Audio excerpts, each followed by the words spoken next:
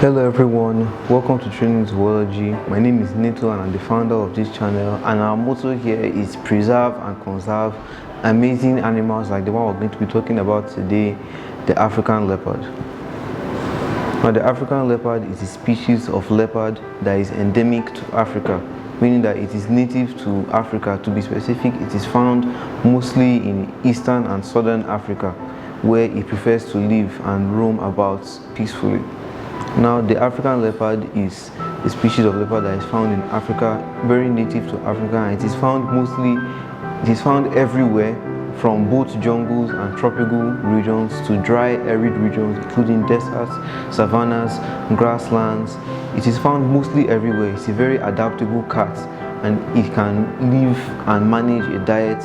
It can live anywhere that it chooses. It can even be found in cities and villages.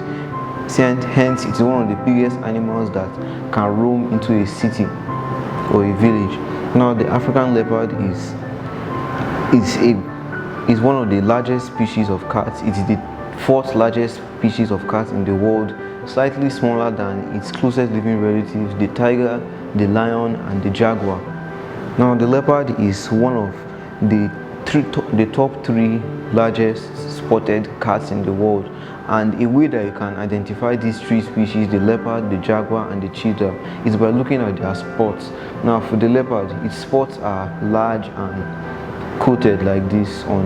They are perfectly suited for its fur like this. A normal leopard looks exactly, the spots look exactly like this. But for a cheetah, their spots are more rounded and much more smaller than that to fit its smaller body. And for the jaguar, it has what we call rosettes, which are spots they are spots, but they have little spots inside them again. Now that's what we call a rosette, and it's often formed in the shape of a rose flower, hence the name. Now the leopard is a very stocky, skinny species of cat. And even though it's one of the largest, it is still a very defining and famous animal in the world. Now, a defining feature of the leopard is its beautifully spotted coat, which helps it to camouflage in either the tropical rainforest to blend in well with dead vegetation and shadows, so that it can perfectly hunt its prey, or it can be suited to live in the savannah, where its uniform yellow coat blends in with dry grass, which helps it to blend in perfectly, and the spots also help it for a more black coloration, like shadows in the savannah region where it stays. Now the leopard is one of the most dangerous and aggressive species of cat, and hunters often say that it is 100% more deadly than the lion, which already, hearing that it's more deadly than the lion is very amazing and very thrilling and very scary on its own. But often leopards won't attack, and they can also easily be provoked unless you stay on its good side. And people will often say that you shouldn't stay under a tree, because leopards can also climb trees. Even though they are large, they can carry prey 10 times their size into a tree, hauling them up very high into trees as tall as elephant self. So they can climb that high, and they can often stay on very short, thin branches.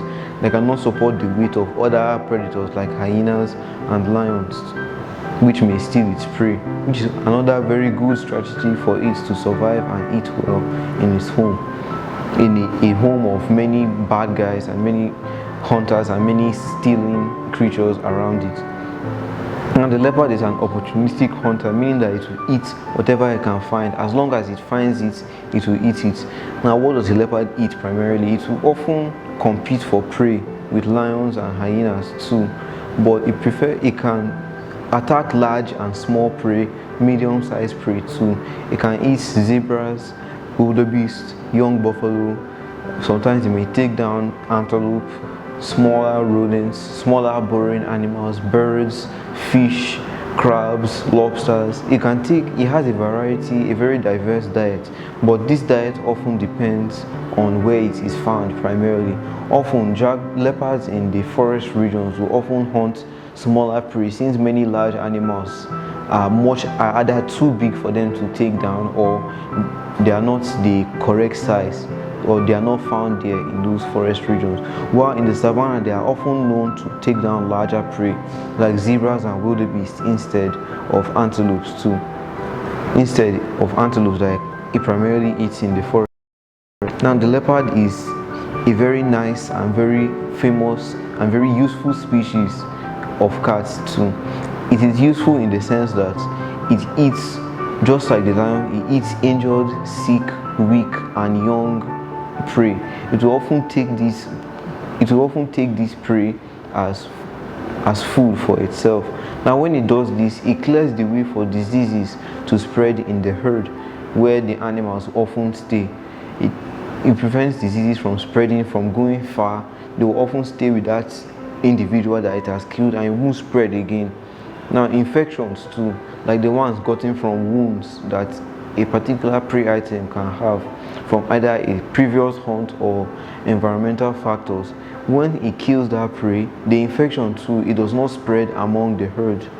It will often eat it, and that infection cannot infect the leopard since many prey item diseases that will often infect prey items like wildebeest and zebra do not affect the predators that eat them, which is a very good evolutionary strategy to hunting these animals. Now the leopard is also listed as vulnerable on the IUCN Red List, which is the list that contains animals from least concern to extinct. The leopard is listed as vulnerable. And why is it listed as vulnerable?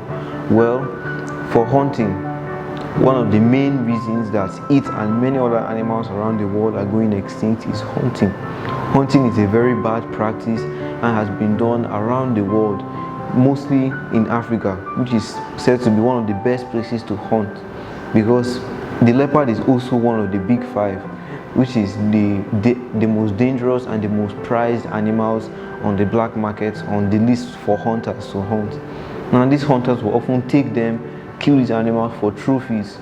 They will take their beautifully spotted coats, keep them as trophies, which are used in making bags, belts and other leather-based products. Now another very bad thing that causes the endangerment of the leopard is deforestation and habitat loss, which not only does it affect the leopard, it affects all the other species that it hunts and all the other species that it coexists with in its habitat. Now when the land is cleared, either in the savannah by overgrazing by cattle, when cattle comes and eats away the grass that its normal prey items usually feed on, the leopard can starve to death. There will not be enough space for it to live, and when it starts hunting those cattle or livestock, the farmers will now go after the leopard and hunt the leopard too as revenge.